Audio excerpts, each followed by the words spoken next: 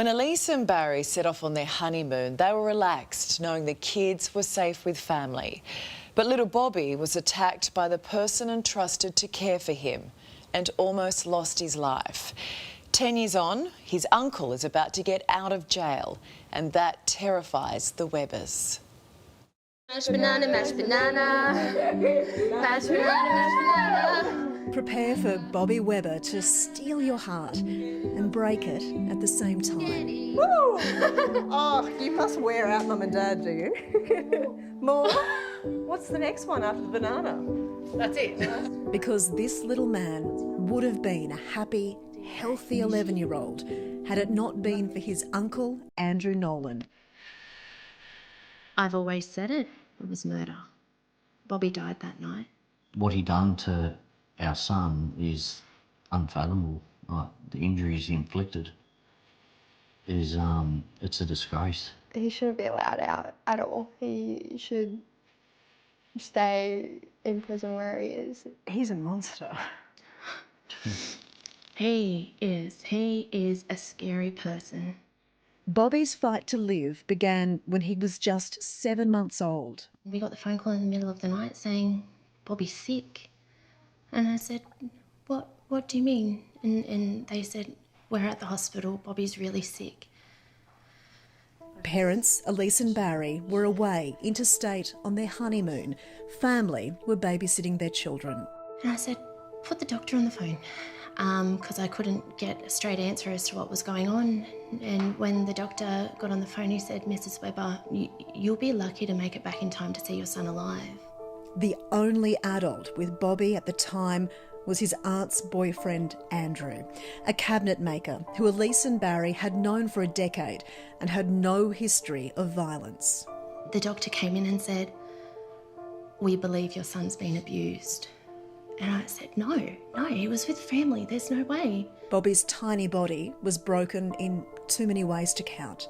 Bite marks, bruises, carpet burn, a fractured skull and spine, his hand and ankles disfigured by breaks. He was on a ventilator, left with brain damage, blindness, epilepsy, and would never walk again. We walked into the ICU room to see Bobby, and he was unrecognisable. He was not our baby anymore. Our little baby was gone. But Bobby fought, defied doctors' predictions. All the while, Andrew Nolan sat at the hospital alongside the Webbers. I asked him directly one day, I said, did you hurt my baby? And he said, no, you know I never would. And I wish in that moment I could have hurt him as much as he hurt Bobby. Charged with grievous bodily harm, Nolan eventually pled guilty, sentenced to 8.5 years jail. These were extremely severe injuries consistent with severe shaking or severe impact, such as seen in motor vehicle accidents or falling from significant heights. That term increased to 15 years and 3 months on appeal. But after 11 years and 6 months in prison, Nolan will be eligible for parole in January next year. The Webber family warned he's already being prepared for release. Yeah? Where's the fairness? So now they're waging a new battle, pushing for Nolan to serve his maximum sentence while also campaigning for a national registry to be set up listing the names of violent offenders once they're released from prison. There will come a day where he walks out. There will be. Yep. Whether it's this year, next year, it's never going to be enough for us. And how do you prepare yourselves for that? I don't think you can. Our family got a life sentence, not just Bobby, our family. But he didn't.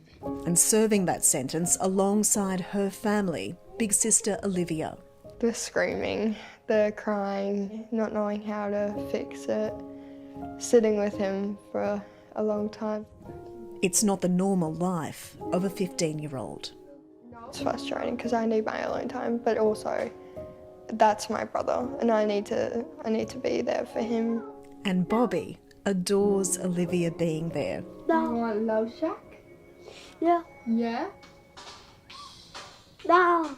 This is what love can do. It defies evil. Because the reality is Bobby's ability to communicate, even his natural instinct to love, laugh and live, it's truly a miracle. made by this family of fighters. We like to look at the achievements that not only Bobby but our family has made. It definitely, they say time heals all wounds, but I beg to differ with that. Nolan has allegedly sent letters from prison threatening the Webbers, only to be intercepted by the jail. As a result, the family now has made applications to protect themselves, ready for when he's released.